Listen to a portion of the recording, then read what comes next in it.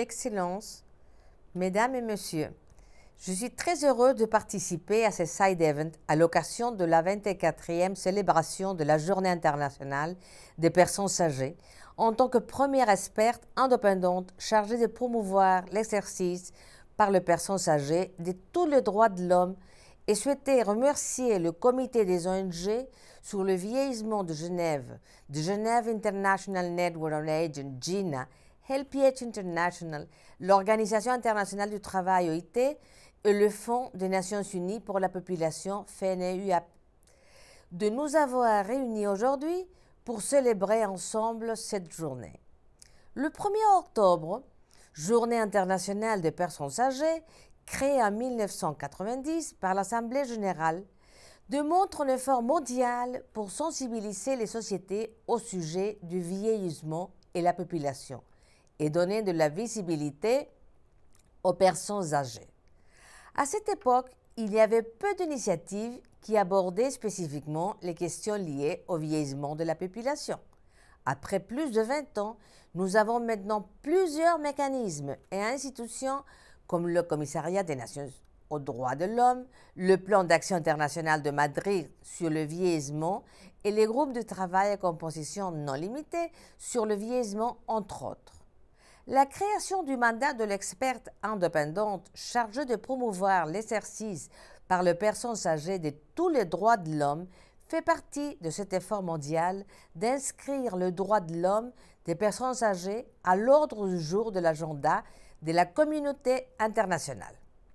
À l'époque de l'adoption de la Déclaration universelle des droits de l'homme, on comptait près de 205 millions de personnes âgées dans le monde.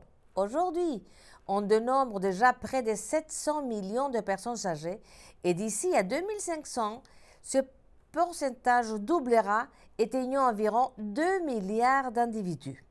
Ce chiffre nous montre que le vieillissement de la population doit être considéré comme une priorité au niveau international, régional, national et local, puisque ce phénomène a des implications sur tous les aspects de la société à l'échelle mondiale.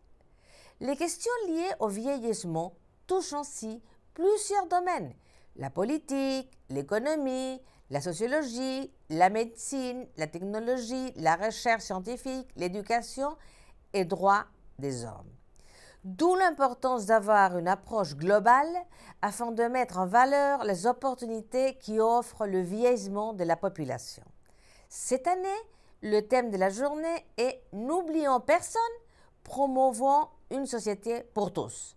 Ce thème nous permet de mettre l'accent sur l'importance d'intégrer une perspective de droits de l'homme lorsque l'on aborde le thème du vieillissement de la population. Nous ne pouvons pas nous permettre de laisser de côté des centaines de millions de personnes âgées. Les personnes âgées sont trop souvent tenues à l'écart, exclues et ignorées dans leur communauté, alors qu'elles sont titulaires de droits et doivent être en mesure de pouvoir les exercer.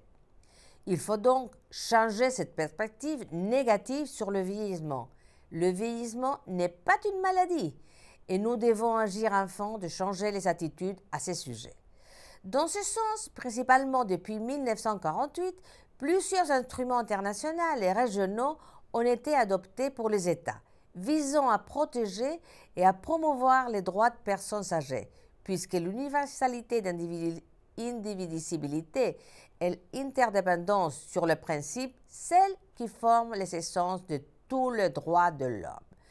Le principe des Nations Unies pour les personnes âgées, adopté par l'Assemblée générale de 1991, encourage les États à inclure dans leur politique publique des principes comme l'indépendance, la participation, l'épanouissement personnel et la dignité des personnes âgées.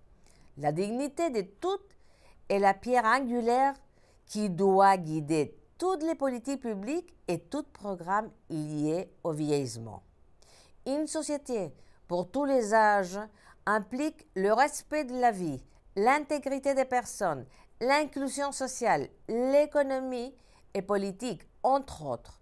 Pour cela, il faut répondre aux besoins particuliers des personnes âgées, notamment en matière d'accessibilité, en termes de transport, de logement, de soins de santé et d'éducation. Les personnes âgées doivent pouvoir vivre dans un environnement sûr qui puisse s'adapter à la modification de leurs capacités. De plus, la question du vieillissement touche toutes les régions du monde. Ainsi, l'approche fondée sur l'universalité et l'indivisibilité des droits de l'homme permet de garantir que toutes les personnes âgées, quel que soit leur âge, nationalité, lieu de résidence, sexe, origine ethnique ou nationalité, couleur, religion, langue ou toute autre condition, aient le droit d'exercer leurs droits sans discrimination et sur un pied d'égalité. Toutefois, il faut également prendre en compte la diversité des situations dictées par la hétérogénéité du vieillissement, puisque les personnes âgées ne forment pas une catégorie homogène ni unique. Il s'agit donc de prendre en compte si elles sont en bonne santé et actives, malades, en phase terminale, non handicapées ou souffrant des handicaps physiques ou cognitifs ou de démence. Si elles sont en situation d'urgence, comme les évacuations d'urgence, les crises humanitaires et le déplacement forcé, si elles appartiennent à une minorité nationale ou ethnique, religieuse ou linguistique. Il ne faut oublier personne et pour cela, il faut répondre aux besoins spécifiques de chacune. Du même, la question du genre doit être prise en considération en sachant qu'au niveau mondial, les femmes représentent la majorité des personnes âgées. Elles courent davantage de risques de maladies chroniques et d'invalidité, de discrimination et de margination. De plus amples efforts doivent être déployés pour faire l'intégration des femmes âgées une priorité en matière de politique afin d'abroger les lois, règles et coutumes qui portent atteinte à leurs droits. Aussi, en plaçant les personnes âgées au centre des droits de l'homme, il est possible de prendre en compte leur voix et d'être à l'écoute de leurs attentes et de leurs préoccupations. Il faut garantir qu'elles puissent participer activement à la vie sociale, économique, culturelle et politique. L'intégration des personnes âgées dans les processus de prise de décision est ainsi fondamentale. Il faut pour cela mettre en place des mesures qui favorisent l'insertion sociale et la solidarité entre les générations. Les personnes âgées ont beaucoup à apporter à la société et il faut apprendre à mieux utiliser leur potentiel, leurs compétences et leur expertise. Cette approche axée sur le droit de l'homme permet également de préciser les obligations de l'État à l'égard de personnes âgées et doit voir où sont les lacunes dans les implications des instruments internationaux et de partager les meilleures pratiques avec les communautés internationales. Par ailleurs, il faut aussi renforcer la coopération et la coordination dans les systèmes de protection des droits de l'homme afin d'éviter les doublons entre les procédures spéciales des Nations Unies, le mécanisme d'examen périodique universel et les organes de traité, le groupe de travail à composition non limitée sur le vieillissement, entre autres. Cette coopération permettra de donner plus de visibilité aux droits de l'homme des personnes âgées. Il est important que tous les mécanismes existants intègrent les notions de l'âge dans leur activité.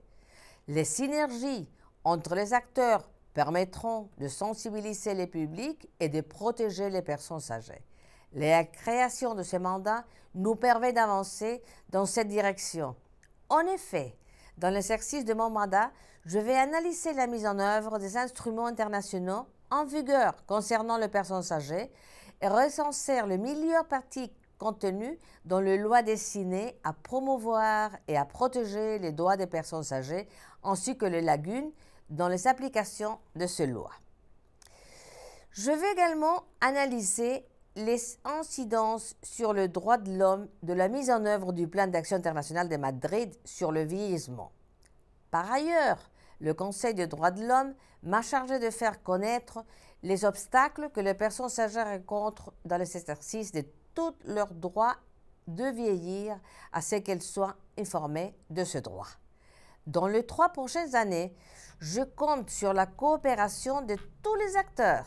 J'aimerais aussi encourager toutes les personnes ici présentes, les États, les systèmes des Nations Unies, les organisations régionales, les organisations non gouvernementales, centres de recherche médicale, les secteurs privés, les associations de personnes âgées et pour personnes à renouveler leur engagement avec mon mandat.